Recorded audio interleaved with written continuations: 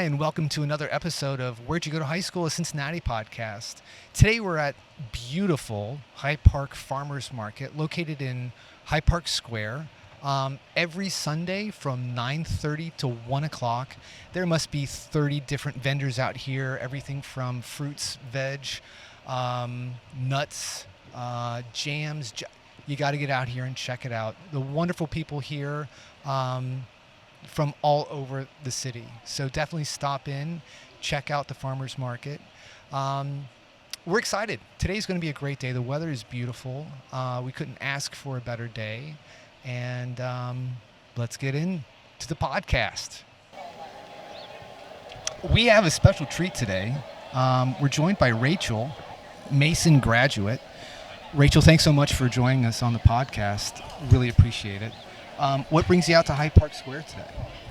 I am here with a friend who just moved back to Cincinnati from Beaufort. Nice. And we connected this morning with her dog, and we are just enjoying this beautiful weather. And I'm always down for the farm market. I love supporting local community, local commerce, and certainly beautiful, healthy, delicious food. 100%. And if you've not had a chance to come to Hyde Park Farmers Market, get here. It's on Sundays. They set up 9 to 1. They shut down the whole square. And there's just I don't know, if I'm counting off the top of my head, there's probably about 30 vendors here with a magnitude of different products: honey, fruits, vegetables, some oils. Yes, and oh my gosh, I got the most gorgeous basket of mushrooms. Mushrooms Beautiful are all mushrooms. crazy. Like, they're the craze right now. Yeah, well, mycelium is the network, the brain of the planet, and so when we consume it's them, the largest organism on planet that's Earth. correct. I love that. Yeah, Science. So Rachel, you went to Mason. I did. What's the Mason. mascot there? The Mason Comets. Let's go. It's Haley's an Comet. I love it. unusual mascot.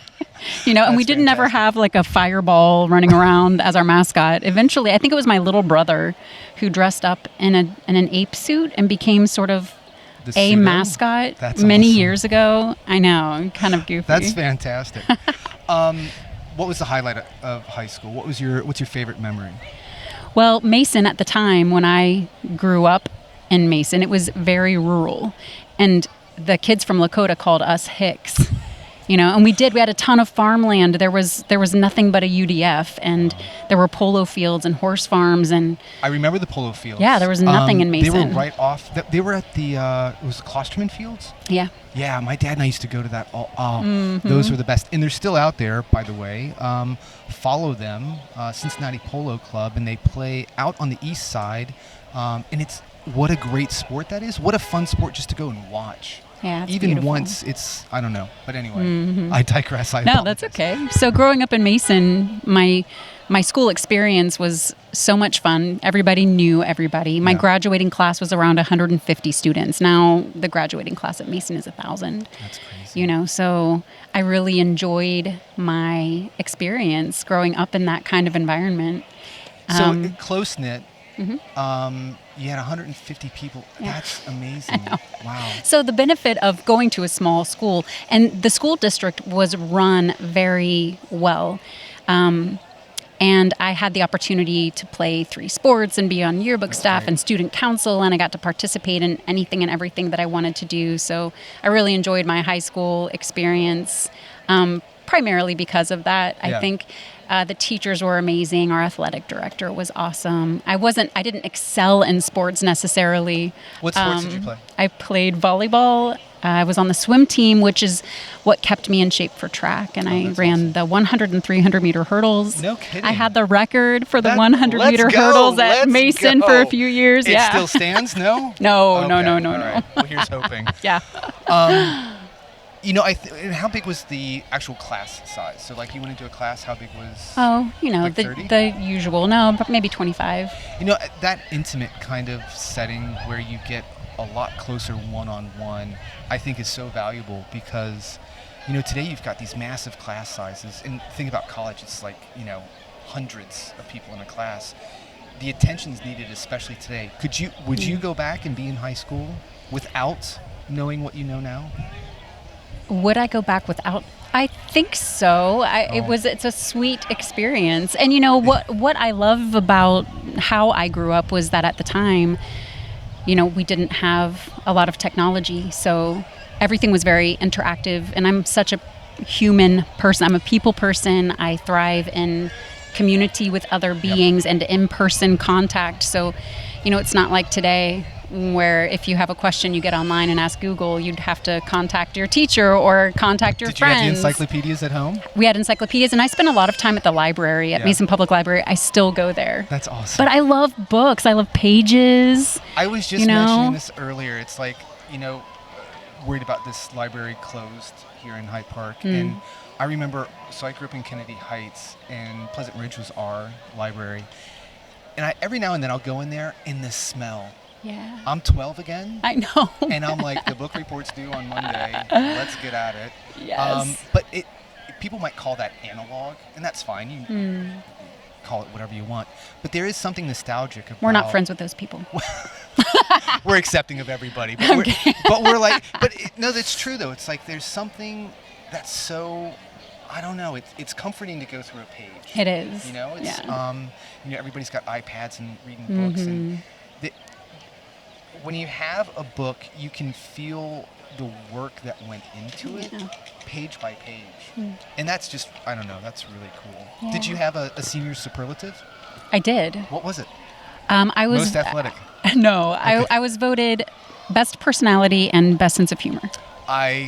I'm going to say... I'm Miss Congeniality. I'll tell you what. So we're going to do a senior superlative for the podcast for the year. You're number one for best personality Sweet. So far. Let's go. Thank you. This is fantastic. How do you think that your experience at Mason set you up for life after? Did they do a good job? There was a good emphasis on developing yourself in a well-rounded way. So a lot of encouragement to participate in all the different, things that Mason at the time offered. And I think that definitely set me up for success as far as feeling comfortable stepping into trying anything and everything. Yeah, because you're not going to know unless you try it. That's right. And I love that you said that because I owe Methuselah money. I'm older than dirt. And I think in my dotage, I find it easier to try stuff, and you have to up and try to do it. YOLO. YOLO. It's my life motto. I love that. My kids get so sick of it. They're like, stop. I'm like, no. The tattoo's coming, right? Well, just no, YOLO. Probably not. Okay, I'm with you on that. I'll just keep saying it. Did you obviously you had best friends in high school? Are you still tight with them? No. No. Okay. No. When I graduated, my life took just a totally different trajectory. I had great friends in school. I was friends with everyone. Yeah. I crossed all, the clique lines. Yeah. I didn't believe in cliques. So I developed some really beautiful friendships, but my life just moved in a totally different direction. I got married really young. When I was in college, and then I had a child. We didn't mean to conceive on our 1-year anniversary, but we did. Hey. So next thing you know, I'm a 22-year-old mother, and no one else was having children. So I was like in a world of my own. So that automatically set you apart. Yeah. Do you do the reunions? I have done one. I went to the 20-year reunion. Okay. It was fun. It's great. It was a great time. Sadly, I loved high school. It was like I might have peaked. I tell everybody I might have peaked in high school, but those were some great times. Yeah. Part of it is that you're figuring out who you are, and high school allows you that ability to make those mistakes and find the inner you. And I just cherish all those friends that I made in high school. I live 2 doors down from my best friend from high school. Aww, that's awesome. So, but I think high school is it's a great proving ground, and I don't know. That's one of the cool things about looking back, like. That's who I was then, and then this is who I am today, and like all those inspirations and I don't know mentors that you have along the way. If you had to look back and see little Rachel coming into the 9th grade, probably pigtails, double backpack. That was like 4th grade. Okay, pigtails. 4th grade, okay. Hello, a freshman, not wearing pigtails. Pop collar. Yeah, there you go. What's your advice to her? As you were talking about, the high school years or being the time to find yourself, I feel like I maybe found myself much later. But I remember, finding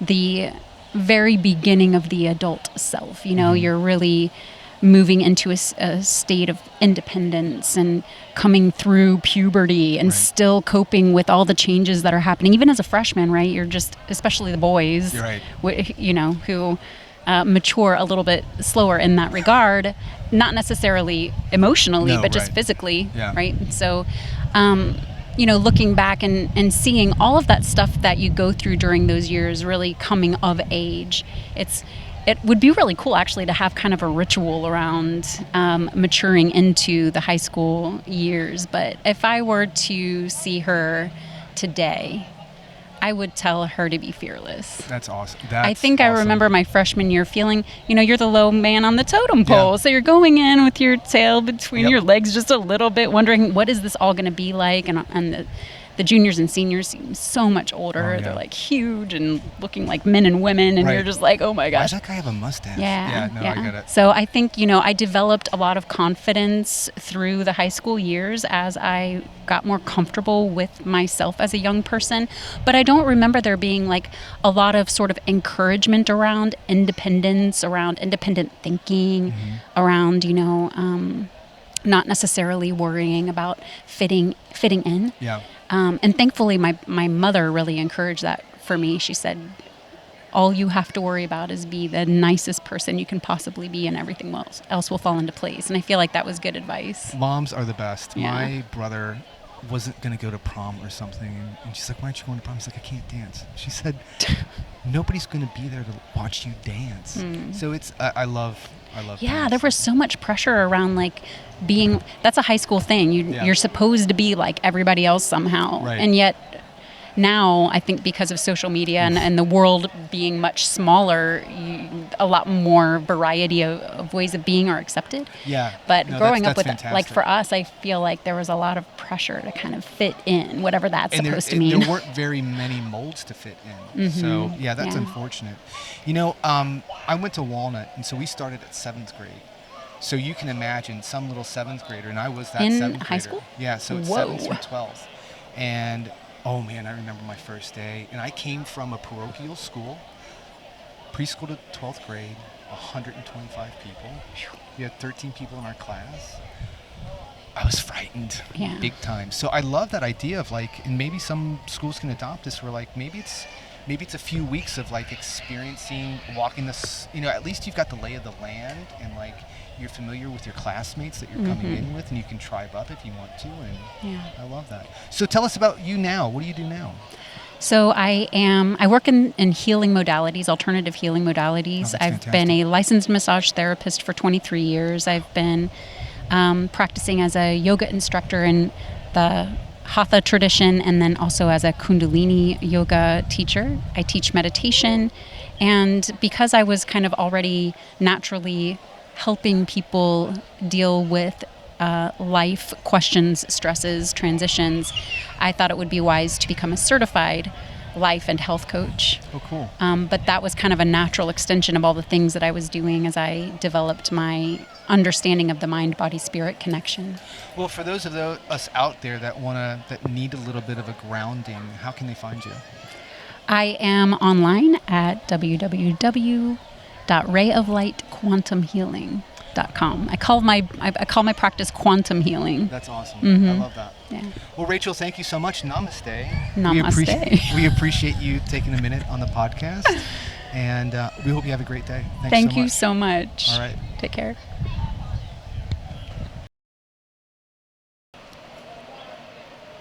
Special guest. Notice right now we have Lucia from Rochester, New York. Lucia, thanks so much for joining us. Oh, my pleasure. And you just told me that you're a ballet dancer here in Cincinnati at a place that I didn't even know we had a second company here in Cincinnati. What's the name of the company? Yeah, we're called De La Dance. Since everyone knows Cincinnati Ballet, they're former Cincinnati Ballet dancers who love dance and started their own company. That's fantastic. And De La Day is located over in Kennedy Heights. on Kennedy Avenue, right across from the old Matry, the original Matry location. That's fantastic. I love that. And so you're from Rochester. What was the name of your high school? It was called Brighton High School. I lived in a suburb of Rochester called Brighton. Cool. And what was the mascot? We used to be the Brighton Barons, but they changed it. I can't remember what they changed it to. Was it Robber Baron or was it like flight? Like Robber Barons, I think. So we realized we couldn't do that anymore. I don't know I think it's like Bobcats or Bearcat, something like that. Something feral and wild that lives in the mountains Exactly. of Rochester. I love that. We're no longer the Robber Barons. No. That's great. Favorite subject in high school? I usually like sciences, but I had like an amazing math teacher. I had her freshman year, and then I had her again junior year, and so I actually really liked math while I was there, which is shocking. The beautiful thing about math, it's one answer, but the road to get there is many. Right. And I loved math also, and I think just the fact that it's just one answer, but how do you want to get there? You want to take the long way or the short? That's cool. Yeah, doing proofs. Oh my God, proofs! I love that. I remember the first time I solved a matrix. I was like, I think I threw a party. I wasn't sure, but it took me forever to do that, and it was great. I was grateful to have done it. Did you play sports, or were you in any clubs? Well, when I was in like elementary, middle school, I played a lot of soccer. I played violin, but then when I was around 12 or 13, I decided ballet was going to be something serious for me, so I ended up training like 30 hours a week while I was in high school, so I did not really have time for it. So let me ask you a question. So, I mean, what a great way to find your calling, and especially at such a young age. What was it that inspired you at 12?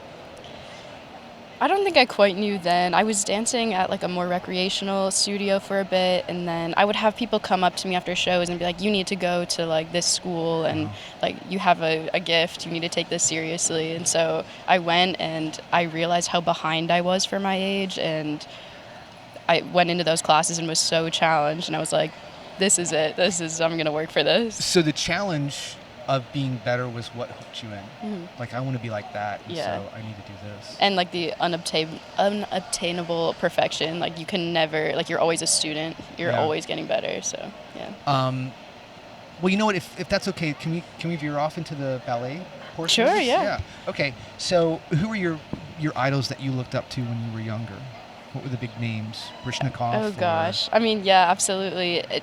I don't even know their names. It's so great now we have like YouTube, so I would just watch like whatever would pop up, anything, everything, more classical stuff, more contemporary stuff. What do you? That's a great segue. Where's your jam? As a dancer, do you say, like, I'm a classicist, I only dance the classics? Oh God, no, absolutely not. We would never, ballet would die if we did that. Really? I mean, I love the classics, and they're probably my favorite to perform, but it's so much fun when you get to collaborate with choreographers and like create new stuff. And I've worked with composers before, like you get to just like bring people in and like see all the creativity. Yeah. You know, I look at especially contemporary, like classic. I think I can understand the idea of what's going on. Right, we have like storybook ballets, that kind of thing. Like that makes sense to me. But like interpretive dance or contemporary dance, I'm like, bro, you just made it up. Well, some of it is. Like, yeah, someone did just make it up. But like, can you do that same performance consistently over and over again? Okay. I mean, interpretive dance is very different than like contemporary dance. Contemporary ballet, like there are many different types of techniques to contemporary and modern dance, and so it is just as structured as classical ballet. Okay. Maybe not necessarily in like the storybook, but in terms of like the way that they're set, like there still counts to that piece and specific movements and stuff. And so, is there anybody out there that like the show is different every night just because it's I wanted to do a pirouette here instead of a... If it's a solo, you can get away with that, but not if it's a group piece, because then you throw everybody off. Then everyone's going to look wrong. Yeah. Wow. What pieces are you currently working on? Are you in season right now? Yes. So we have a show coming up, actually, very exciting, at Music Hall We're collaborating with this composer. It's called All Without Words Live. It's going to be a one-day thing. They're filming it. It's a whole big production. What? And that's kind of separate from our company's like own performances. It's just something we were invited to do. And then we are also working on our fall series, which we'll perform actually in Kennedy Heights in our studio. We are able to transform that into a stage. We have like lights and everything. That's sets. awesome. Oh, Yeah. I love that. So we're doing a few different excerpts. We're doing like some Raimonda, so some classical stuff, and then a couple of new works. So What's your season? like the dates. How long does your season go? We started like end of August and we go through mid-May. Oh, wow, that's Yeah. a long season. Yeah. So Wow. after fall series, we do Nutcracker. We have 3 weekends of shows for Nutcracker. So that's Is always that fun. an eye roll, or is that like, I mean, it's given, right? Yeah. Yeah. It's fun. Yeah. You never get tired of it. You know, I guess it's like going back. It's like a school reunion. You know, it's like you're going back and doing like the obvious and like refreshing your memory on like how, I don't know. I'm sure it's one of those first pieces that you might have done when you were starting off. It's so. probably the first ballet I ever saw. Like I used to go watch it every year with my Yeah. my aunts and my cousins. That's Yeah. awesome. Yeah. All right, we're gonna do a hard skirt back to high school. Do you have a favorite moment in high school? Honestly, I got like 3 to 4 hours of sleep when I was in high school. So You're like a working student. I can't imagine Yeah. that is an easy gig for you. I don't have that many memories. I mean, I had a great group of friends that like I had since 3rd grade, and we all went to the same elementary, middle, high school. Oh, that's So cool. I had like that, but a specific moment, I don't know. Maybe being able to come back for graduation and like the look on everyone's faces because I've been gone all senior year, and they were like, You were telling "Whoa, me you're off back." camera that for your senior year, you went to San Francisco to work and train. Yeah, I was training at San Francisco Ballet School. No Yeah. name drop. A little name drop, yeah. That's awesome. And then you came back and like wrapped up high school in like 3 weeks. Yep. That's crazy. Yeah, Good for I you. came back after like our season ended and had a few weeks before graduation. I just like did all that coursework. And That's amazing. Well, you are dedicated. I love that when you find that passion, you just wrap everything up into it and do it. That's awesome. Okay, Swan Lake. Did you love the movie? Or Black Swan? Black Swan. Yeah. Good movie. Yeah. How's the dancing in it? Actually, funny story. So the woman who was like Natalie Portman's stunt double Yeah. actually grew up in Rochester at my home studio. She ended up becoming a principal dancer at American Ballet Theater. What? Yeah. That's so cool. She's incredible. So the dancing in it was really good because it was her. That's awesome. Yeah. Now, do you guys do any like public show? No, when I say public shows, like demonstrations where you like go out and like say out here, like, well, you couldn't do it out here because you'd like break an ankle on this terrible ground. But like, do you guys do any demonstrations or go around to high schools and like I solicit? think in the past they have. I don't know if we have anything planned for this year, but I know we do some like educational outreach sometimes cool. in schools. Yeah. How do I get into your troupe? What's the rigorous cut program? 20 years of training. Yeah, wow. Yeah. 20, my goodness. I started when I was 3. Have you traveled like outside the United States to dance? Not outside of the U.S. Okay. No. Yeah. And how many cities have you been in to dance? This is my 4th city, I guess. Wow. Yeah.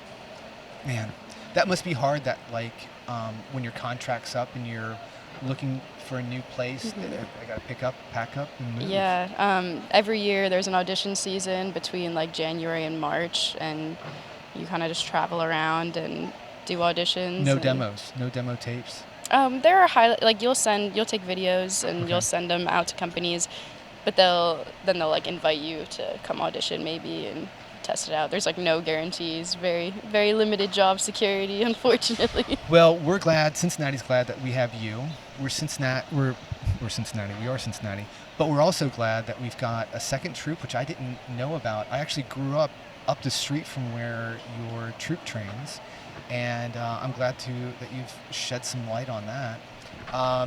And just real quick, so that everybody knows, what is the name of the troupe again? Daylaw Dance Company. Daylaw Dance Company. Look them up. Follow them on all the socials. Try and get some tickets to this season, which wraps up in May. Is that correct? And how can we find you? Where would you like to send us to get a glimpse inside Lucia's work? Oh gosh. I don't have a website or anything. Well, I guess just look at their website maybe. Fantastic. Well, thank you so much for your time today. I appreciate it. And thanks so much for coming over. We really Of appreciate course, it. it was fun. Thanks. Well, there goes another episode of Where'd You Go to High School, a Cincinnati podcast. Special thanks to Lucia and Rachel for being on the podcast today. We had a great time. We had a great time walking around the farmers market and checking out all the wonderful booths. A great day. Definitely come by, check out Hyde Park Farmers Market, 9:30 to 1 every Sunday throughout the summer. So, again, special thanks to our guests, and we look forward to seeing you on the next episode of Where'd You Go to High School.